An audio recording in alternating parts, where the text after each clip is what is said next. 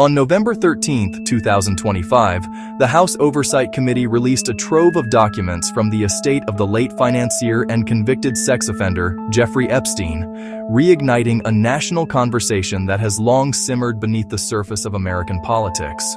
This significant release, comprising approximately 20,000 pages, has brought to light never-before-seen communications that have immediately captured public attention. The most explosive of these are emails authored by Epstein himself, which contain direct and troubling references to President Donald Trump. These documents, released by the Democratic majority on the committee, have set the stage for a new and intense chapter in the ongoing saga of Epstein's network and its powerful connections. The core of the new revelations lies in a series of damning quotes attributed to Jeffrey Epstein. In a 2018 email to Catherine Ruemmler, who served as White House counsel under President Barack Obama, Epstein commented on the legal troubles of Michael Cohen, Trump's former lawyer. He wrote, "I know how dirty Donald is," a statement that suggests a deep and potentially compromising knowledge of the former president's affairs. This single line has become a focal point of the immediate analysis, hinting at a relationship far more complex and shadowed than previously portrayed by Mr. Trump, who has consistently sought to distance himself from the disgraced financier. Further emails add layers to this disturbing picture. In a 2019 exchange with the author Michael Wolff, Epstein was even more explicit, stating that his one-time friend Trump knew about the girls. This assertion directly implicates the former president in the knowledge of Epstein's sexual abuse of minors. In yet another email, this one sent to his convicted procurer, Ghislaine Maxwell, in 2011, Epstein referred to Trump as the dog that hasn't barked. He elaborated that a person, whose name was redacted but identified by the committee as a victim, had spent hours at my house with Trump, raising profound questions about what Mr. Trump may have witnessed or known. The release of these specific messages by the House Oversight Committee was a deliberate act, framed by Democrats as a necessary strike against what they term a White House cover-up. Ranking member Robert Garcia stated that the documents offer a glimpse into the hidden truths of Epstein's world. By making these emails public, the committee has not only challenged the official narrative, but has also intensified the public's desire for a full accounting. The documents are not just a collection of old communications. They are presented as vital evidence in a continuing quest for justice and accountability, suggesting that what has been revealed is merely the tip of a much larger iceberg. The release of the Epstein documents sent shockwaves through Congress, catalyzing a political maneuver that had been building for weeks. A bipartisan discharge petition, a procedural tool to force a floor vote without leadership approval. The petition calls for a vote on the Epstein Files Transparency Act. The bill would compel the Department of Justice to release its full, unredacted file on Jeffrey Epstein. The effort was championed by Representative Tim Burchett, by Representative Jared Moskowitz, and by other lawmakers adding their names. The critical moment came when Representative Adelita Grijalva, a newly sworn-in Democrat from Arizona, added her name. She became the 218th signatory. 218 is the threshold, a simple majority of the 435-member House. Once that magic number is reached, House leadership must schedule a vote. This happened just moments after Grijalva took her oath, effectively bypassing traditional legislative gatekeepers. The timing means a vote is now imminent, though not immediate. Because of the House schedule and a Thanksgiving recess, 7 legislative days must pass before the bill can reach the floor. Lawmakers and the public now expect a vote in the first week of December. That waiting period has amplified political tension. Members of both parties must now publicly decide where they stand.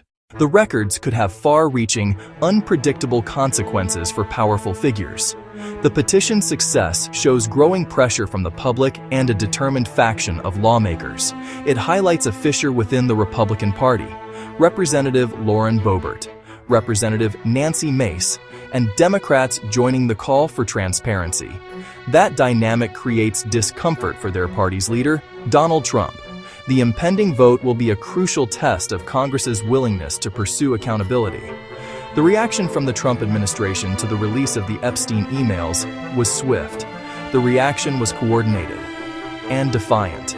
During a tense press briefing, White House Press Secretary Karoline Leavitt forcefully dismissed the documents, characterizing the emerging story as a fake narrative.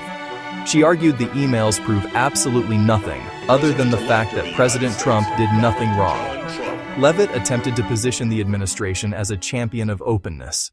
The counteroffensive aimed to control the story by preemptively discrediting the source and the content of the released materials.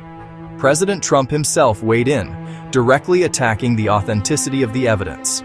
He has consistently denied having any significant relationship with Epstein, despite photographic evidence, and flight logs placing them together on multiple occasions. In response to the latest documents, he declared that a drawing and a signature referenced in the reports were fake. This strategy of outright denial has been a hallmark of the former president's response over the years. However, this approach has also drawn criticism, even from some of his own supporters who have joined calls to fully release all government files. Behind the scenes, the administration's response appeared more urgent. Reports confirmed an emergency meeting was held in the White House Situation Room. The inclusion of Representative Lauren Boebert in discussions underscored the complexity. She's been a vocal proponent of releasing the Epstein files and a signer of the discharge petition. Separately, it was reported President Trump was playing phone tag with Representative Nancy Mace, another Republican signatory, indicating a high-level effort to understand and possibly influence shifting dynamics within his own party. This dual approach, publicly dismissing the revelations while privately scrambling to contain the political damage, highlights deep concern over the saga. The controversy's resurgence, powered by official documents from the House Oversight Committee, presents a formidable challenge. The White House is now forced to navigate a treacherous landscape where calls for transparency are growing louder, not just from political opponents, but from within the Republican ranks, making a simple strategy of denial increasingly difficult to sustain as the public awaits further disclosures.